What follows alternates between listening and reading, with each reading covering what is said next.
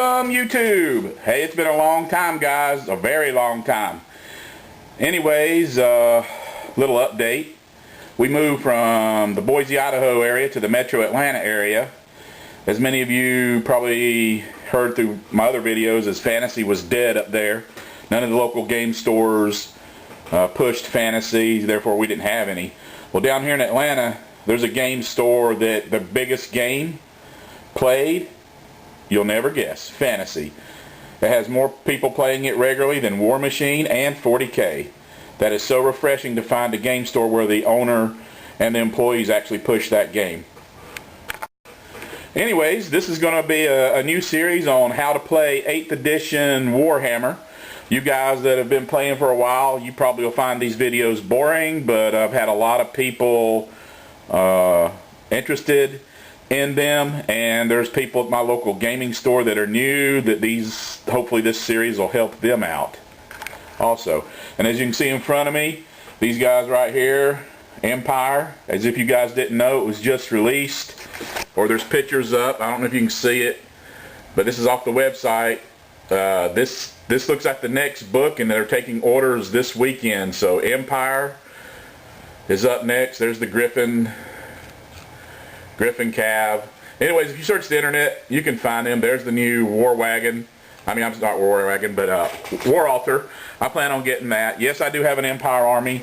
I've had these guys for, I don't know, a couple of years, but I haven't played them much because no one played Fantasy up in Boise, and I'm looking forward to getting in some more games. This right here, Battle Standard. As you can see, some of the guys are painted in the red and blue. Not sure if I'm going to go with that scheme or not.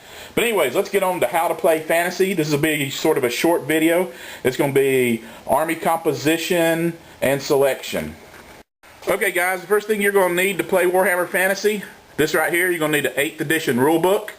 You're also going to need your corresponding army book and any FAQs or facts that go along with your army. Those can be found on the Games Workshop website. So I highly recommend you download at least the one for your army and then the one for the rule book. And then of course you need a tape measure, you need dice, and of course models. Yes, models. In 8th edition, one of the biggest changes, actually a big change in your army selection or composition, is it's no longer like you can take, you know, 3 of these or 4 of those. It's pretty much a percentage base. So if you play a 2,500 point game, then how much core, how much rares, specials, heroes, and lords you can take are all based on the point level of your game. Alright guys, also this should be noted, along with the percentage caps dictated by the number of points that you're playing, there's also a rule that says in games less than 3,000 points, you can only have 3 of the same special and 2 of the same rare. This number does increase to 6 of the same special and 4 of the same rare in games of 3,000 points or more. So that's another little consideration you need to take in when designing your army.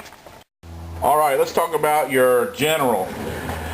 Typically in our Atlanta area, most of our games are 2,500 points, and very, very common, the general is a 4th level mage, sorcerer, whatever kind of magic user there is.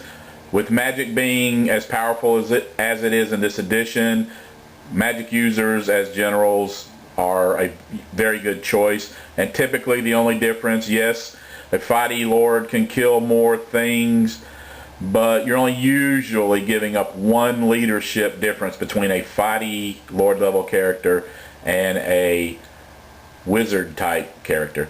You don't have to have a lord level character. Your general can be somebody, you know, in the hero selection, as long as it's not this guy right here, the battle standard bearer. Your general is important because he gives his leadership to units within 12 inches. If he's on a large target, then he has the inspiring presence and can give his leadership to his leadership radius is increased to 18 inches. That is pretty significant. The only downside is large targets seem to die easily in this edition with cannons. Anyways, getting on to your hero selection, a lot of times I see a level 2 magic user, and if your army doesn't have this guy in front of you in it, then you're doing something wrong unless you're undead or possibly demons. The battle standard bearer. This guy is huge in this edition. I think he's more important than your general, and the reason is he lets you re-roll leadership tests. Alright guys, that was a short video. Appreciate you guys watching. If you have any questions or comments, let me know. Again, this series is for the person just starting out with Warhammer, and you veterans probably won't enjoy it too often. But anyways, it was good to get back onto YouTube, and next video will be coming up shortly. Have a good day.